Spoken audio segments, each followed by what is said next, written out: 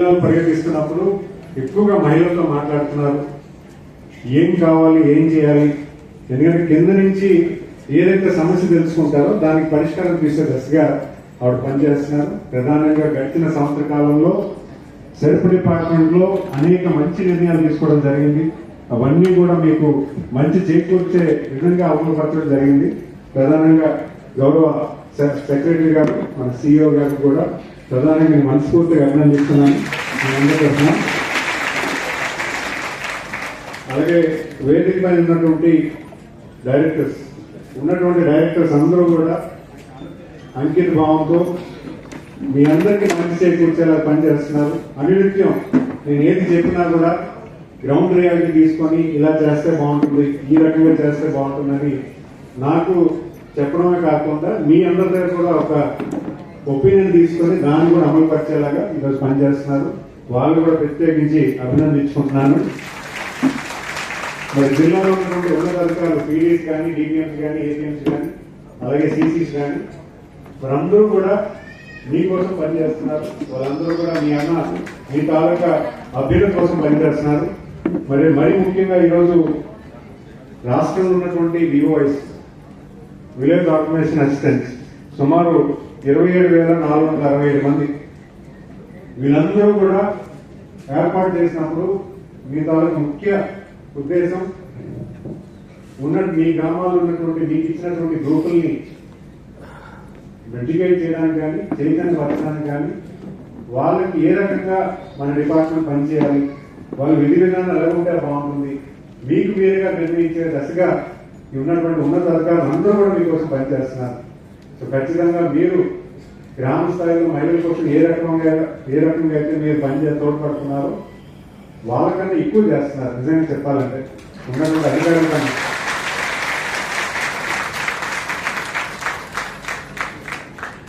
మరి ముఖ్యంగా ఈ సంవత్సర కాలంలో కూడా 55 గ్రూపులకు ఒక లిమిట్ పెట్టి కూడా 1000 గ్రూపులు ఎక్స్ట్రాగా 1000 వివోలు కూడా కొత్తగా క్రియేట్ చేయడం జరిగింది. అవి కూడా భవిష్యత్ కాలంలో వస్తాయి.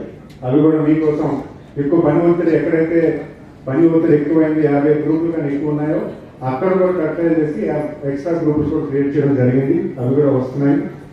మరి ఎందుకంటే ఈరోజు మనం ముఖ్యంగా 3 దశాబ్దాలుగా ఈ డిపార్ట్మెంట్ ఉంది. గౌరవ ముఖ్యమంత్రి గారు తలంపు అప్పుడు పేదరిక నిర్మూలన కోసం పనిచేయడం జరిగింది. క్రమేణా రాజకీయంగా మాట్లాడుకుంటే గత గవర్నమెంట్ లో కేవలం రుణాలు ఇవ్వడమే మాత్రమే ఈ డిపార్ట్మెంట్ పనిచేయడం జరిగింది. చాలా బాధాకరం. ఎందుకంటే ఈరోజు సెల్ఫ్ డిపార్ట్మెంట్ అనేది మ్యాక్సిమం మహిళలు టచ్ చేసినటువంటి డిపార్ట్మెంట్. ప్రతి మహిళ, ప్రతి ఇల్లు కూడా ఈరోజు ఈ డిపార్ట్మెంట్ తో కనెక్టెడ్. నేను ఎప్పుడూ గర్వపడతా ఉంటాను. నాకు హోమ్ మినిస్టర్ గానీ ఎక్కువ ప్రోటోకాల్ ఉంది, అవునా కదా?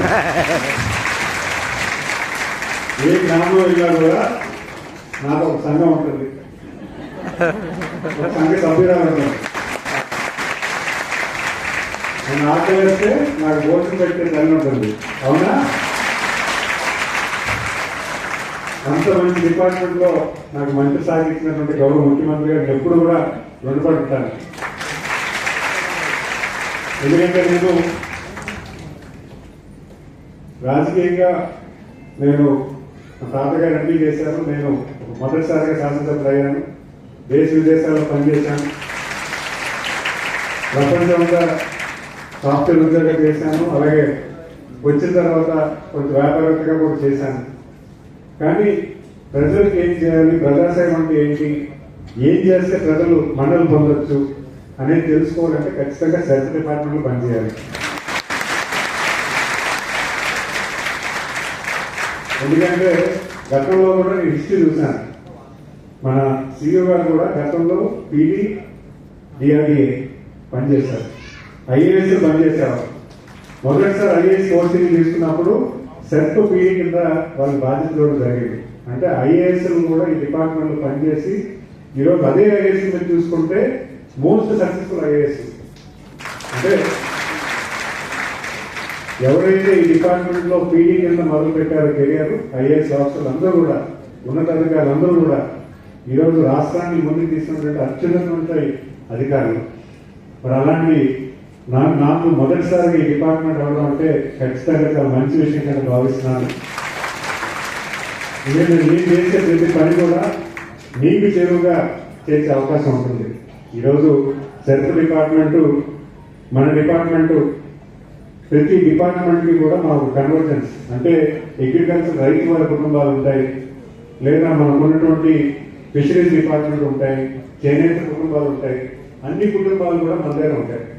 ఈరోజు ఏ పాలసీ గవర్నమెంట్ అడాప్ట్ చేయాలన్నా కూడా మనం మహిళలు తీసుకోవాలి. అవునా కదా? అవునా కదా? మరి మహిళల కోసం మనం ఎలాంటి ప్లాట్ఫామ్ ఎస్టాబ్లిష్ చేయాలి? గతంలో చూసుకుంటే హిస్టరీలో కూడా చూశాను, జన్మభూమి అనగానే మన మహిళలు ముందుని నడిపించారు. అవునా కదా? అవునా? దీపం పథకం ఎవరు నడిపించారు?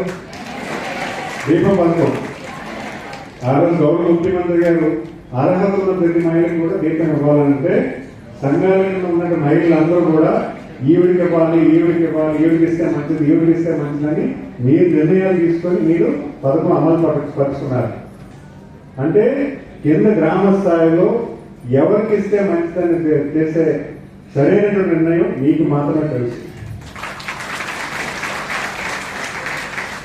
అంటే ప్రజా ఉద్యమంలో వచ్చినటువంటి డిపార్ట్మెంట్ అంటే మహిళలకు ఏం కావాలో మీరు నిర్ణయించుకోవాలి. మీకోసం డిపార్ట్మెంట్ పనిచేయాలి. మేము పనిచేసి మీకు చెప్పడం కాదు, మీకేం కావాలో మీరు పనిచేస్తూ మమ్మల్ని అడగాలి, మాకు ఇది కావాలి. గౌరవ ముఖ్యమంత్రి గారు అప్పుడు అలాంటి మంచి కార్యక్రమాలు మీ ద్వారా చేయించుకున్నారు. మరి ఇప్పుడు కూడా కొత్త అధ్యాయం మొదలు పెట్టారు. వెలుగు 2.0, సెల్ఫ్ 2.0 అంటే పేదరిక నిర్మూలన కోసం. అంటే ఈరోజు మనం చూసుకుంటే ప్రతి మహిళకు కూడా బడ్జెట్ తెలుసు. మన ఇల్లు గడవాలంటే ఎంత సంపాదన ఉండాలి, నిత్యావసర ఖర్చులు ఎలా ఉన్నాయి, ఎంత సంపాదన ఉంటే మన ఇల్లు గడుస్తుందని ప్రతి మహిళకు కూడా తెలుసు. అయితే శాలరీస్ మనకి పెరగట్లేదు, చాలా సమస్య. అంటే మీ కాదమ్మా, అందరి గురించి చెప్తున్నాను, మీరు ఒక్కడే కాదు, అందరి గురించి చెప్తున్నాను. మీకు బాగా మహిళలు అందరి గురించి చెప్తున్నాను, మీరు ఒక్కరే కాదు. అంటే రాష్ట్రంలో రెవెన్యూ వచ్చి బడ్జెట్ అలొకేషన్ వస్తే శాలరీ పెంచడానికి గౌరవ ముఖ్యమంత్రి గారు ఎప్పుడు వెంటారు. ఆయన ప్రజా సమస్యలు అనేది ఆయనకి తెలిసినట్టు ఎవరికీ తెలియదు. సుదీర్ఘకాలంలో రాజకీయాలు చేసి ప్రజలకు ఏం కావాలో అది ఆయన అందిస్తారు. ఈరోజు చాలా డిపార్ట్మెంట్లో శాలరీస్ పెంచాలన్నా ఏం చేయాలన్నా ఈరోజు మనకైనా కూడా అన్ని విధాలు కూడా గౌరవ ముఖ్యమంత్రి గారు పరిపాలన చేస్తున్న టైంలో జరిగాయి. ఇప్పుడే ఇందాక సోదరుడు అన్నారు, సార్ ఇన్సూరెన్స్ గతంలో ఉండేది ఇప్పుడు లేదని. ఆ ఇన్సూరెన్స్ కూడా నేను సీఎం గారు మాట్లాడుతున్నాం. ఆ ఇన్సూరెన్స్ కూడా మన విఓ అందరికీ కూడా కష్టకాలం నేను కూడా కొన్ని కథలు విన్నాను. కొన్ని కుటుంబాలు ఎవరైతే విఓగా పనిచేస్తున్నారో డ్యూటీ నిమిత్తం వెళ్ళినప్పుడు కొన్ని అనుకోని సంఘటనల వల్ల ప్రాణాలు కోల్పోయారు, లేకపోతే అనారోగ్యంతో ప్రాణాలు కోల్పోయారు. మరి అలాంటి సమయంలో ఖచ్చితంగా మీరు ఎవరైతే మహిళల కోసం పనిచేస్తున్నారో మీకు ఇన్సూరెన్స్ కల్పించాల్సిన బాధ్యత కూడా ఉంటుందని మేము మాట్లాడుతున్నాము.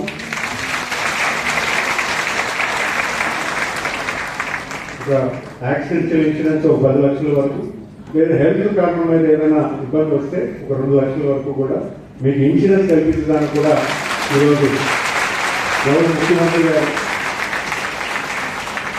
ముఖ్యమంత్రి గారితో మాట్లాడడం జరిగింది.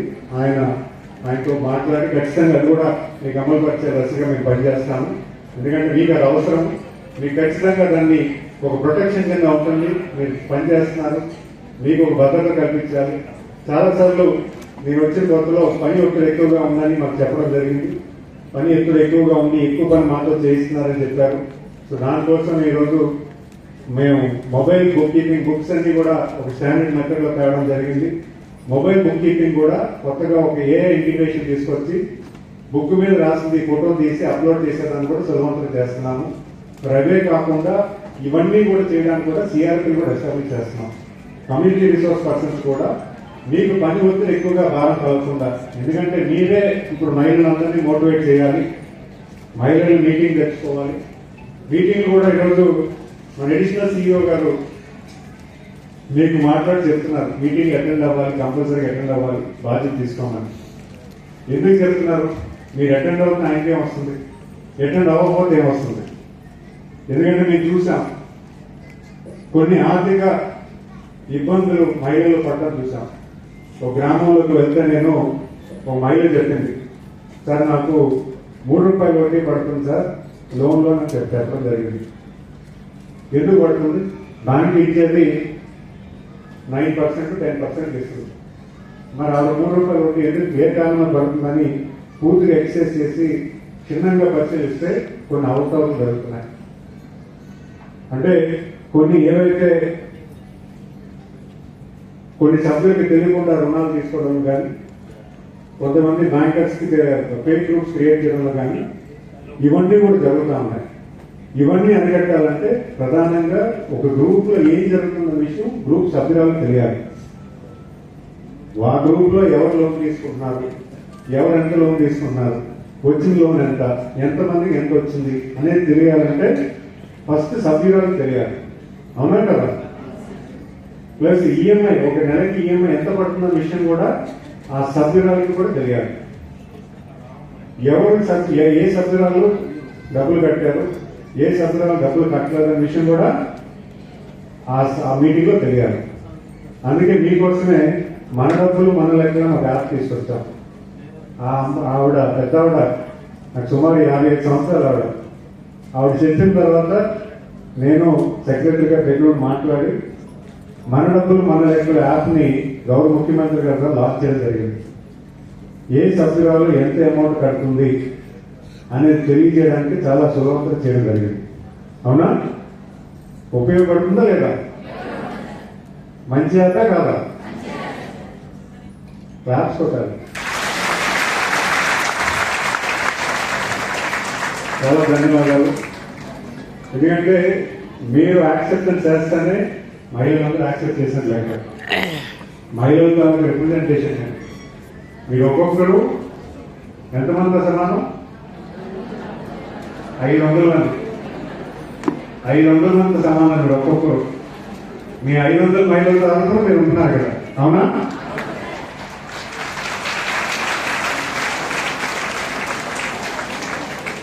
ఈరోజు ఇందాక చెప్తున్నాను, వెలుగు 2.0 గౌరవ ముఖ్యమంత్రి గారు ప్రతి మహిళ కూడా ఆర్థిక స్థితిగతులు మెరుగుపరచడానికి ఒక కొత్త కార్యాచరణ చేయమన్నారు. అంటే ఒక మహిళకి 10,000 ఆదాయం వస్తున్న చోట 20,000 ఎలా తీసుకురావాలి, ఒక మహిళకి అసలు ఆదాయం లేని చోట వాళ్ళకి ఆదాయం కల్పించే విధానం ఎలా తీసుకురావాలి. ఈరోజు కేంద్ర రాష్ట్ర ప్రభుత్వాలు అనేక పథకాలు తీసుకొస్తున్నాయి. ఆ పథకాలన్నీ కూడా గ్రామ స్థాయిలోకి మీ వరకు కూడా రావట్లేదు. చాలా విభిన్నాలు తీసుకొస్తున్నాయి. ఈరోజు హెల్త్ డిపార్ట్మెంట్ లో కూడా మీ హెల్త్ ఎలా ఉందనేది చెక్ చేయడం కూడా అవగాహన కల్పించడానికి కూడా చాలా విషయాలు ఉన్నాయి. అవన్నీ మీకు చేరువుగా చేయాలంటే ప్రధానంగా మహిళలు దాన్ని శ్రద్ధగా తెలుసుకోవాలి. అంటే మహిళలు స్వీకరించాలి. ఇప్పుడు మీకు కొత్తగా మొబైల్ ఫోన్ ఇచ్చాం. ఈ మొబైల్ ఫోన్ లో ప్రతి ఒక్కరికి కూడా అనినిమిత్తం డిపార్ట్మెంట్ ఏం చేస్తుంది, డిపార్ట్మెంట్ తాలూకా ఆలోచన ఏంటి, గౌరవ ముఖ్యమంత్రి గారి ఆలోచన ఏంటి అనేది మీకు ప్రస్తావించి డీటెయిల్స్ పంపిస్తాం. మీరు ప్రతి మహిళకి కూడా అది పంపించాలని పనిచేయాలి. ఎందుకంటే అందరూ మహిళలకు తరఫున అవునా కదా?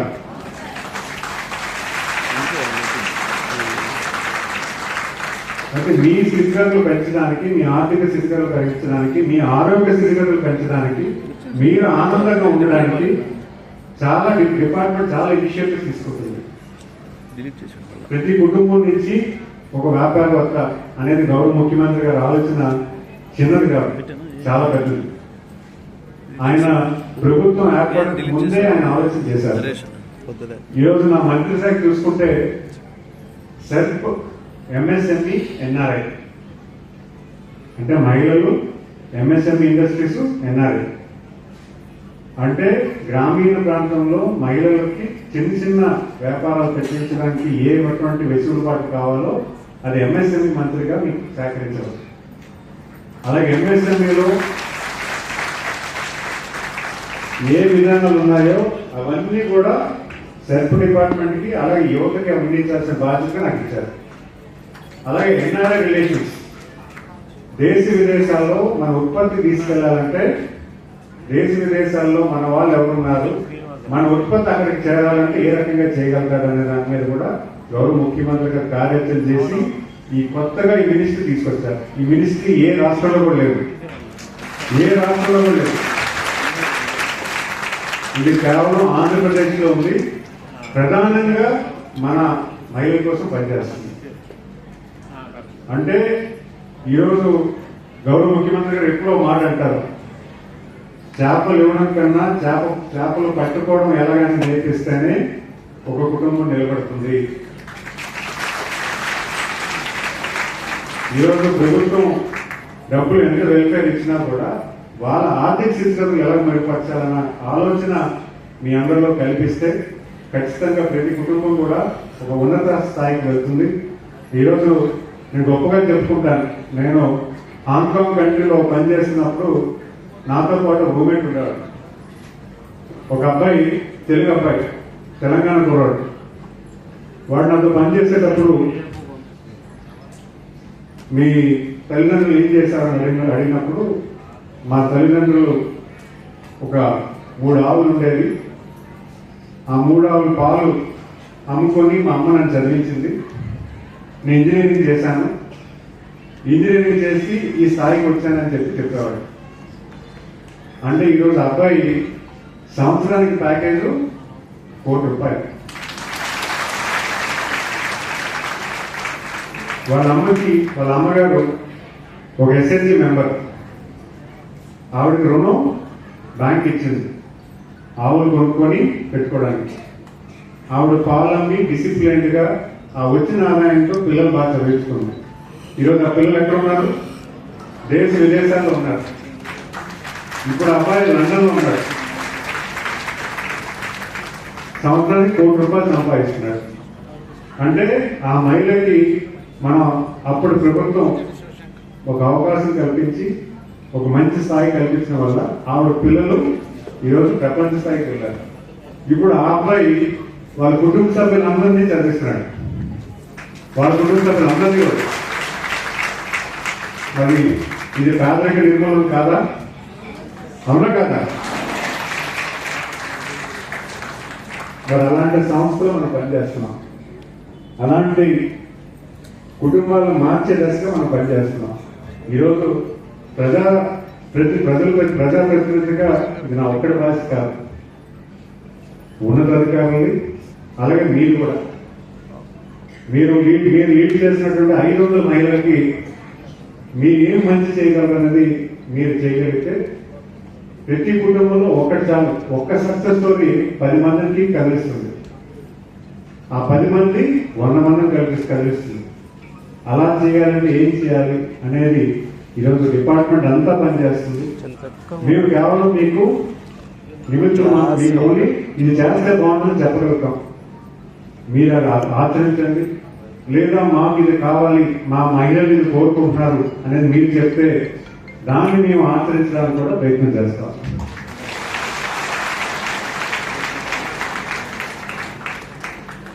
అలాగే మీరందరూ గతంలో నాకు 3 సంవత్సరాల కాల పరిమితం తీయమని చెప్పారు, అది కూడా చేయడం జరిగింది.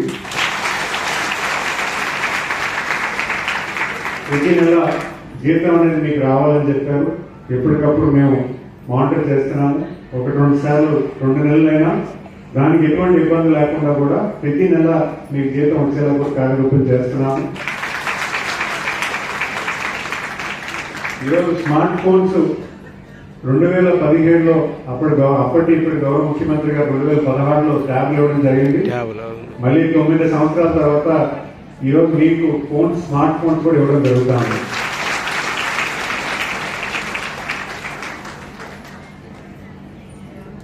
మొబైల్ బుక్ కీపింగ్ కూడా మీకు సులభతరం చేస్తున్నాము.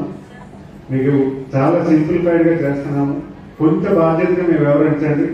ఎందుకంటే ఈరోజు ప్రతి మహిళ డబ్బులు వాళ్ళు ఎంతో కష్టపడి కూలి పని చేసుకోనో లేకపోతే వాళ్ళు ఎంతో అప్పు తీసుకొని పని చేసో వాళ్ళు డబ్బులు చెల్లిస్తూ ఉంటారు. ప్రతి రూపాయి కూడా వాళ్ళ కష్టం. ఆ కష్టానికి తగ్గగా మీరు మొబైల్ బుక్ కీపింగ్ చేయగలిగితే ఎవరికి కష్టం లేకుండా ఉంటుంది. ఈరోజు మీకోసమే డిపార్ట్మెంట్ పనిచేస్తుంది. సో మీరందరూ కూడా 500 మహిళలు, మీకున్నటువంటి 500 మహిళల్ని సరైన దిశగా వాళ్ళకి బుక్ కీపింగ్ మెథడ్స్ చూడాలి. వాళ్ళు డబ్బులు మీరు జాగ్రత్తగా మేనేజ్ చేయాల్సిన అవసరం ఉంటుందని మీ అందరికీ కూడా రిక్వెస్ట్ చేసుకున్నాను. అలాగే ఫేక్ గ్రూప్స్ లో లోన్స్ కట్టడి చేశాము.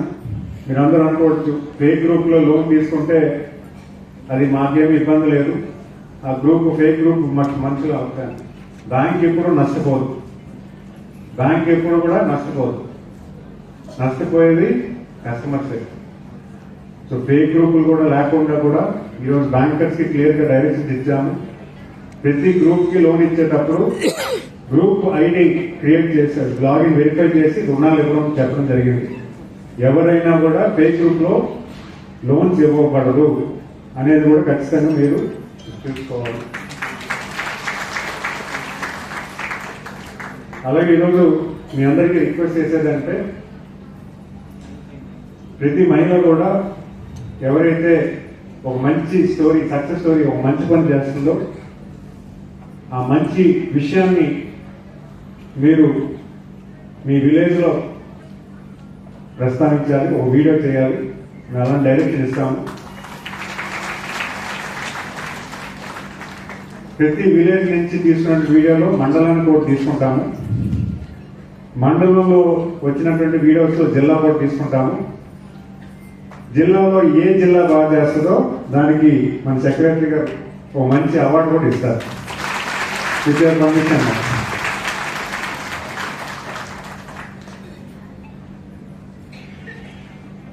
గౌరవ ముఖ్యమంత్రి గారు గత ఉమెన్స్ డే రోజు 1,00,000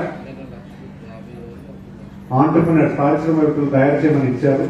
దాన్ని అందరూ కూడా బాగా తీసుకుని 1,00,000 మంది చేశాము. ఈ సంవత్సర కాలంలో 5 లక్షల మంది అన్నారు. దానికి ఏ రకంగా చేస్తే బాగుంటుందని ఒక విజన్ ప్లాన్ తయారు చేసుకున్నాము.